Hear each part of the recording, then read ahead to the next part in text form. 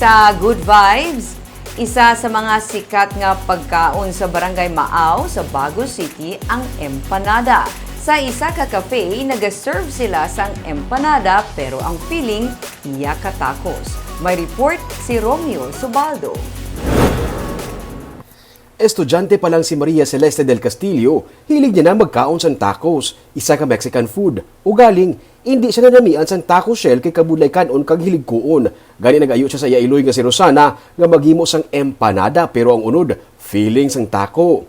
Hindi kami gusto sa texture sang taco nga nakatig-a. Ang crunchy na tacos. Ang crunchy na type.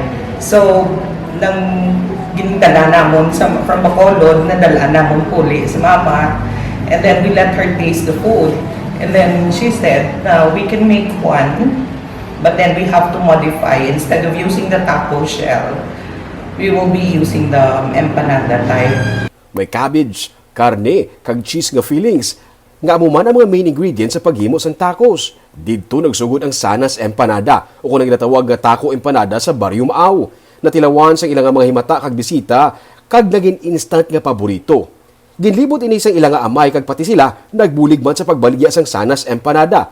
Pati si Anay Congressman Charlie Cuangco, isa sa mga suki nila sadto. May ginahimo na sila nga extra spicy empanada para sa iya. The late Congressman Cuangco, he would ask one of his secretaries before to order from us, and then what they would do is they would bring an extra type of sauce because they want it to be hotter and spicier. So, yes.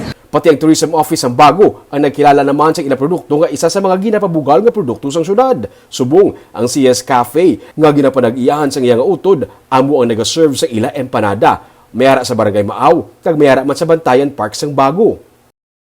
We would like to introduce it as a product that is known to be pride of Maaw, pride of Baguio at the same time. And the city also has introduced it to visitors in the city. So if they have visitors coming from outside,